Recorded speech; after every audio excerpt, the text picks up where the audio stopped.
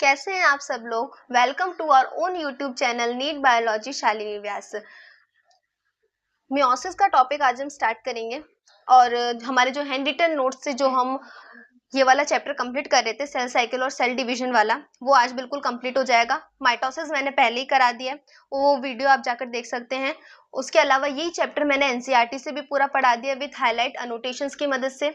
उसका पीडीएफ, ये वाला पीडीएफ सब आपको मिलेगा टेलीग्राम चैनल पे, जो कि है नीट बायोलॉजी शालिनी व्यास। ठीक है, तो आप इस चैनल को ज्वाइन करना नहीं भूलेंगे। सबसे पहले प्लीज सब्सक्राइब कर दीजिए और लाइक भी कर दीजिए। ठीक है, स्टार्ट करते हैं हमारे मियोसिस से। मियोसिस क्या होता है? मियोसिस को हम रिडक्शनल डिवीजन कहते हैं। ठीक है, क्यों? क्योंकि इसके अंदर जो नंबर ऑफ क्रोमोसोम है वो पेरेंट सेल में जितने होते हैं, डॉटर सेल बनते वक्त वो क्रोमोसोम के नंबर हाफ हो जाते हैं। ये देखो, एक स्पेशल सेल होता है जो कि 2n का होता है, यानी कि अगर वो डिप्लॉइड सेल है तो बेसिकली मियोसिस में क्या होता है, डिप्लॉइड सेल से हम उसको हैप्लॉइड बना देते हैं, गैमेट बना देते हैं। ठीक है, जब हम सेक्सुअल रिप्रोडक्शन की बात करते हैं तो उसके अंदर गैमेट बनना जरूरी होता है। जब गैमेट्स बनते हैं तो वो कैसे होने से चाहिए? हैप्लॉइड होने चाहिए। तो इसके लिए हम मियोसिस का यूज करते हैं। ठीक है, नंबर ऑफ क्रोमोसोम जो होते हैं वो इसके अंदर आधे हो जाते हैं, जैसे मैंने अभी आपको बताया। उसके बाद मियोसिस जो होता है वो इंश्योर करता है कि लाइफ के अंदर एक हैप्लॉइड फेज हो। ठीक है, चाहे मैं मियोसिस 1 की बात करूं, चाहे मैं मियोसिस 2 की बात करूं, एक ही साइकिल होती है डीएनए रेप्लिकेशन की।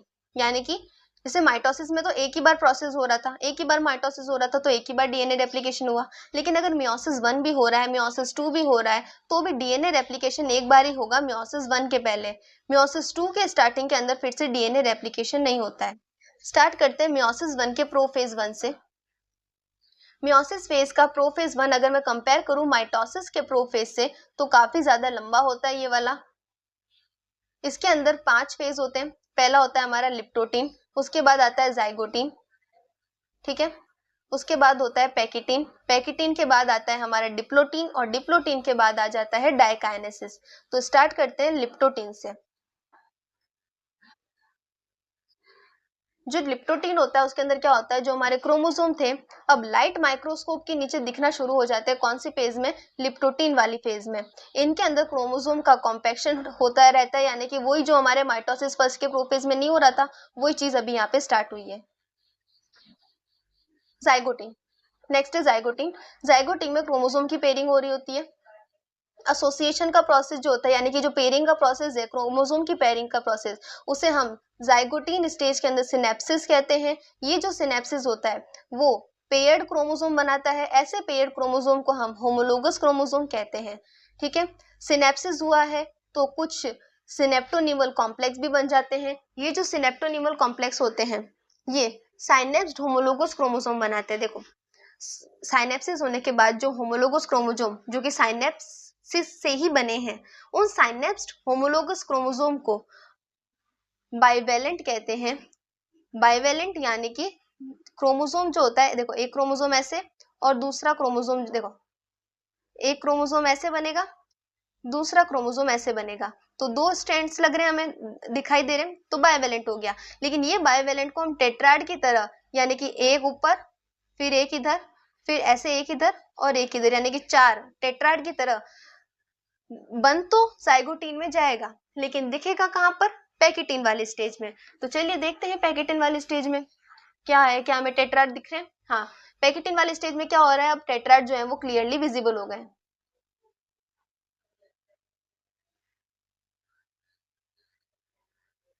पैकेटिन के स्टेज के अंदर टेट्राड जो है वो बिल्कुल क्लियरली विजिबल है। अब हम जो बाइवेलेंट क्रोमोसोम है उनको एज ए टेट्राड देख सकते हैं। पैकेटिन के स्टेज में रिकॉम्बिनेशन होने लग जाता है, रिकॉम्बिनेशन नोड्यूल्स भी बन जाते हैं। अब रिकॉम्बिनेशन या फिर क्रॉसिंग ओवर जो है होता क्या है, दोनों सेम चीज होती है। क्या होता है ये दोनों? Exchange of genetic material between दो होमोलोगस क्रोमोसोम। जब दो होमोलोगस क्रोमोसोम के बीच में जेनेटिक मटेरियल का एक्सचेंज हो जाता है तो उसे क्रॉसिंग ओवर कहते हैं।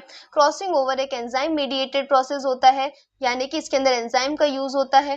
कौन सी एंजाइम होती है? वो रिकॉम्बिनेस एंजाइम होती है। इसी प्रोसेस को हम कहते हैं कि भाई रिकॉम्बिनेशन हुआ है। अब रिकॉम्बिनेशन हुआ है तो रिकॉम्बिनेशन नोड्यूल्स बनेंगे। रिकॉम्बिनेशन नोड्यूल क्या होते हैं? वो साइट जहां पर क्रॉसिंग ओवर होता है नॉन सिस्टर होमोलोगस क्रोमोसोम के बारे में, sorry non sister homologous chromosome के बीच में जहां पे क्रॉसिंग ओवर हुआ है उस साइट को, जैसे कि ये वाली एक क्रोमोसोम, ये मेरा हाथ दूसरा क्रोमोसोम, तो यहाँ जहां पे क्रॉसिंग ओवर हो रहा है इसको क्या कहते हैं, रिकॉम्बिनेशन नोड्यूल्स बन जाते हैं यहाँ पे, ठीक है।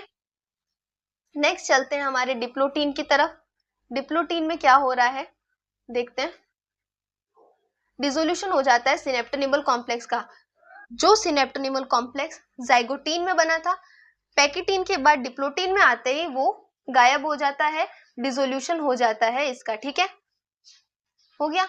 उसके बाद एक नई चीज बनेगी हमारे डिप्लोटीन में जो कि होगी एक्स शेप स्ट्रक्चर। ये एक्स शेप स्ट्रक्चर क्या कहलाते हैं, कायस्मेटा कहलाते हैं। इन ऊ साइट ऑफ सम वर्टिब्रेट्स, कुछ वर्टिब्रेट्स जिनकी ऊ साइट वाली स्टेज होती है, जो हम ह्यूमन रिप्रोडक्शन वाले चैप्टर में देखेंगे, तो जो ऊ साइट वाली स्टेज होती है उसके अंदर ये डिप्लोटीन वाली जो फेज है, मतलब जब ऊ साइट के अंदर मियोसिस 1 हो रहा होता है, उसके प्रोफेज के अंदर जब डिप्लोटीन हो रहा होता है, तब डिप्लोटीन काफी ज्यादा महीनों तक या फिर सालों तक रुक जाता है। मतलब यही स्टेज चल रही है, इसके बाद डायकाइनेसिस वाली स्टेज जो है वो बहुत टाइम तक नहीं आ पाती, आती है पर बहुत टाइम तक नहीं आ पाती। ये स्टेज बहुत लंबी चल जाती है। क्यों चल जाती है, क्योंकि जो ऊ साइट होता है वो डिप्लोटीन की स्टेज के अंदर अरेस्ट हो जाता है। अब ये अरेस्ट होना क्या होता है, क्यों होता है, कैसे ये अरेस्ट खुलता है, ये हम पढ़ेंगे ह्यूमन रिप्रोडक्शन वाले चैप्टर में। अभी बस इतना जानो कि डिप्लोटीन वाली स्टेज कुछ ऊ साइट्स, कुछ वर्टिब्रेट्स के ऊ साइट्स में बहुत लंबे टाइम तक चल जाती है। डायकाइनेसिस देखते हैं। जो कियास्मेटा डिप्लोटीन में बना, अब डायकाइनेसिस के अंदर वो कियास्मेटा खत्म हो जाएंगे, क्रोमोसोम जो है पूरी तरह से कंडेंस हो जाएंगे।